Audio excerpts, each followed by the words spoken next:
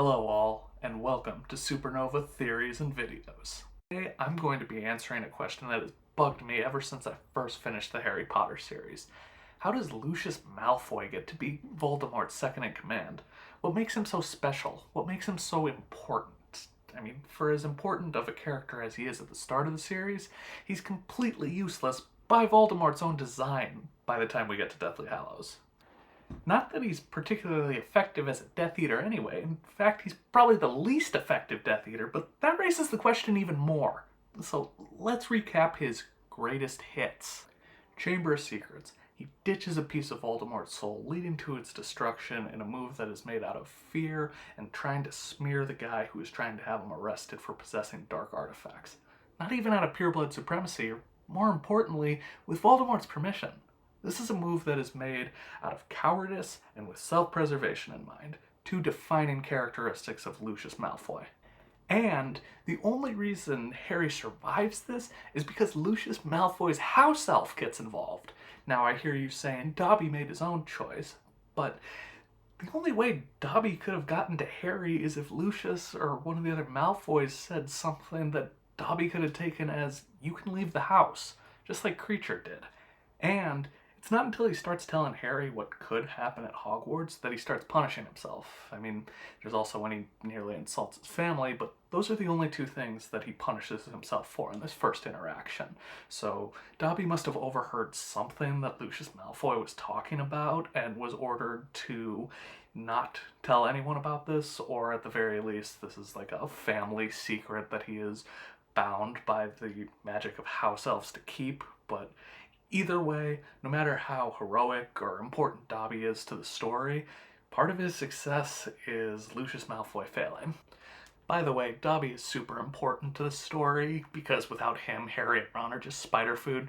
Just wanted to add that in there because I was dangerously close to slandering Dobbert the House Elf, a chaotic good character if ever there was one. Now we skip Prisoner of Azkaban because he spends the whole year trying to have a hippogriff killed and failing.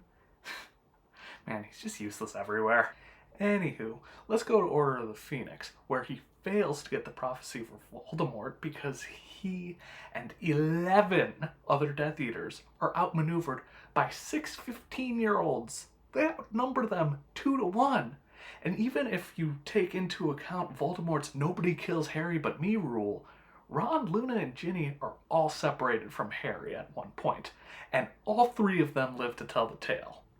Then, in response to this, he spends a whole year punishing Lucius by giving Draco a mission that he thinks will get him killed. But why is Lucius so important that you are going to waste an entire year punishing him? I mean, I understand knocking his influence among the Death Eaters, and, by killing him, you risk making him a martyr, so it's better to have him mope around and have his hair not be as luscious, I guess. I mean, just imagine like McNair or someone walking up to him and going just, "Oh, Lucius, taking hair care advice from Severus now, are you? Ho ho ho!" So if you can agree that it makes sense to not just kill him and you want him to suffer, fine. Winston says it best in John Wick Chapter 4. Killing a man risks turning him into a martyr. Letting him live tells the world he's either a coward or a turncoat. But if the punishment is for Draco to die, why not just kill Draco in front of Lucius right away? Let him mope about that for a year. Especially when your plan for killing Dumbledore is just have Snape do it anyway. It's not like anybody thinks Draco is going to tire him out or make it easier for Snape in any way. You're just torturing Draco to punish Lucius when killing him would have the same effect. Maybe Narcissa would leave him too. How's that for a punishment? Your son is dead, your wife left you, your friends think you're a pathetic loser, and you still won't turn against the guy who is doing all of this to you. Also, it's not until after Draco nearly succeeds in killing Dumbledore that Voldemort takes Lucius's wand away from him. And it's not as further punishment either. It's to get around the twin cores of his and Harry's wands, which does get it destroyed, but even after the Death Eaters capture Ollivander, Voldemort never has it replaced. But you know who does get a replacement wand from Ollivander? Wormtail. Peter freaking Pettigrew. In what world is Peter more useful than Lucius? You know, now that I say that out loud, I actually have to think about that, and that might be the worst thing I could say about Lucius Malfoy. Is he more valuable than Wormtail? Oh, Lucius, did you see Wormtail's new wand? Where's yours? Oh, you don't have one? Then you get to the Battle of Hogwarts, and Voldemort needs all hands on deck to save the last bits of his soul. And Lucius Malfoy has his chance to either redeem himself or prove that he's a turncoat to Voldemort. And he is... what? In a shrieking shack? Begging to save his son? Who writes this? Stop being meta! So after all this, how did Lucius get to be Voldemort's second in command? Is it his wealth? Is it his bloodline? Does Voldemort want to steal his shampoo so that he can take over the world and sell his own line of hair care products? Well, I think I have the answer for that, and it all starts with one interaction in Goblet of Fire. Lucius, my slippery friend, he whispered, halting before him. I am told that you have not renounced the old ways, though to the world you present a respectable face. You are still ready to take the lead in a spot of muggle torture, I believe. Yet you never tried to find me, Lucius. Your exploits at the Quidditch World Cup were fun, I dare say, but might not your energies have been better directed towards finding and aiding your master? My lord, I was constantly on the alert, came Lucius Malfoy's voice swiftly from beneath the hood. Had there been any sign from you, any whisper of your whereabouts, I would have been at your side immediately. Nothing could have prevented me, and yet you ran from my mark when a faithful Death Eater sent it into the sky last summer, said Voldemort lazily. So even as he continues to go around talking to all of his Death Eaters, he doesn't say anything to any of them about not having been able to find him, just Lucius. So Lucius must have found something for Voldemort before for him to have that expectation. So what I'm going to suggest is, instead of being given the diary by Voldemort, he ended up finding it without realizing what it was. Let's look at the diary itself. Dumbledore is alarmed when he learns of it because this Horcrux appears to have been made to attack the school rather than protect a piece of Voldemort's soul. But he's looking at it with one missing piece of information. Lucius is the one who put it into the school and not on Voldemort's order. Voldemort has no idea it was put into the school. And because of that, Lucius clearly doesn't know it's a Horcrux. He just wants to ditch this dark piece of magic, so he gives it to Ginny so that he can smear Arthur's reputation. But even when the Riddle Horcrux starts to take form, even he doesn't have interest in killing Muggleborns anymore, so there must be some other purpose that Voldemort has for the diary. So, just like Dumbledore and Harry, I think we'll find the answers in looking back at Voldemort's past. So, it's 1943. Tom Riddle is attacking Hogwarts with a basilisk. Myrtle is dead, Hagrid is framed, and Dumbledore is now watching Tom closer than ever. And he has just made his second Horcrux out of the diary. A very incriminating piece of evidence, especially when you consider that him and Slughorn have had their conversation about a 7-piece soul. So he has to find a way to get rid of this. Now, what makes more sense? Voldemort puts it in a hiding place for about 30 years before giving it to Lucius because, I don't know, maybe somebody came close to finding it, but who would that be?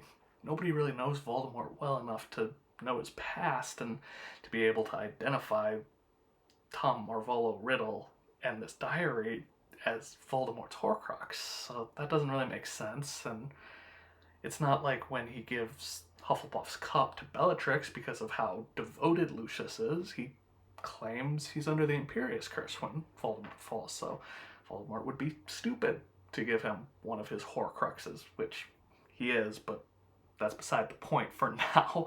But, I don't know. Maybe he really likes his wand or something.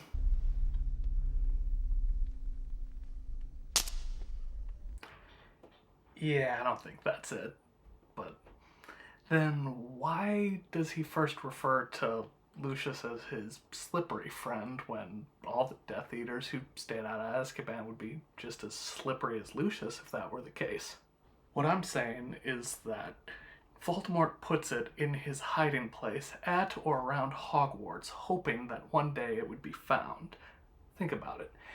He spends the next few years after he graduates from Hogwarts searching for relics that are worthy of becoming his Horcruxes, and sometime between 1955 and 1960, he gets his hands on Slytherin's locket and Hufflepuff's cup. Then Tom Riddle disappears, seemingly never to be heard from again. But 10 years later, after he finds Ravenclaw's diadem, Lord Voldemort returns, and he interviews with Dumbledore for the Defense Against the Dark Arts post. But what makes this the right time to come back? He's got to know if he's interviewing with Dumbledore that he won't get the job, so... Wait, how does he know that Dumbledore has succeeded Dippet? And if he does know that, how does that make it the right time to come back? Because right now he has 5 Horcruxes, giving him a 6-piece soul, which is 1 Horcrux short of his goal, which he thinks will make him immortal. Yes, the diary. I believe that sometime while he is at Hogwarts, Lucius Malfoy manages to find the diary and writes in it, informing Voldemort on what he has missed out on in the last 10 years, including that Dumbledore, a pro-Muggle-born rights professor, is now the headmaster at Hogwarts. Enraging pureblood purists like Malfoy, and with Tom Riddle largely forgotten, this is the perfect scenario for Voldemort to return and be seen as a savior to those pureblood purists who can fight back against what the Dumbledores of the world are pushing on wizard kind. Now, I hear you saying, we haven't seen the diary have the power to be able to speak to Voldemort directly, and he only knows it was destroyed because Lucius told him. And yes, we haven't seen him have that power, but when he realizes Harry is hunting the Horcruxes, he questions why he couldn't feel him destroying any of those either. But I think the answer to that is more so because the diary is unique amongst his Horcruxes. So with his Horcruxes, he has a certain amount of control over Nagini. He eventually discovers the connection between him and Harry and uses it to give him false visions, but then with the cup, the diadem, the ring, and the locket, those are more traditional Horcruxes. And God, that is a terrible sentence I just said out loud with the context of it. But anyway, they are important relics, they are more defensive in nature, and they are hidden in places that are particularly important to Voldemort. But the diary is more offensive in nature. It possesses Ginny because she opens up to it. It even starts to get Harry to open up to it, so if it's doing it multiple times, it has to somehow be charmed to gather information. Also, we only see the diary when Voldemort is less than the meanest ghost, so in this weakened state, he could just not be strong enough to be able to feel that connection, particularly from a far distance, which is what Voldemort seems to think, but I gotta imagine that when you're making a Horcrux, you're kind of like numbing your soul so you can rip it apart, and, you know, it's not really something you'd be able to feel anymore. But at the same time, Voldemort is a very skilled legilimens, so, like, he could have charmed the diary to gather this information and be able to relay it back to his main body, so then he would confuse his ability and legitimacy as this part of my soul is giving me this information, when in reality it's numbed and not really a part of him anymore. So if Lucius Malfoy is the one who finds the diary, then he proves to Voldemort that he is the one who is most capable of leading his followers. And what luck for Voldemort. It's a pureblood purist who has a lot of gold. That's got to be like his ideal choice. Imagine if like a Hufflepuff or a Gryffindor found it, or if like Florian Fortescue found it. I have more ice cream for you, my lord. Want to hear more about witch burnings? This is too much free ice cream! Crate number 2, my lord. Ho ho ho! I can't imagine Voldemort liking ice cream, but given that cockroach clusters and blood-flavored lollipops exist, drop a comment. Let's have some fun with it. What's Voldemort's favorite ice cream? But even with all Lucius doesn't do, the Death Eaters are still winning in the first part of the Wizarding War here. And even with Lucius as second in command, but like what so much of Voldemort tries to do, he is his own worst enemy. So he thinks that the perfect way to get his second in command gives him the least qualified Death Eater. Not like picking one based purely off qualifications works for him either. He ends up picking Snape, who is working against him to the end. So that's all I got for you guys today. This is my first video, so let me know what you guys think. Is it too long? Is there any problems with the editing? I'd love to hear your feedback on it, but I also have some ideas for some Star Wars content. If anyone's interested, I'll probably upload a couple of those soon as well. But anyway, that's all I got for you guys today. Drop a like, subscribe if you want more like this, and I'll see you next time on STV.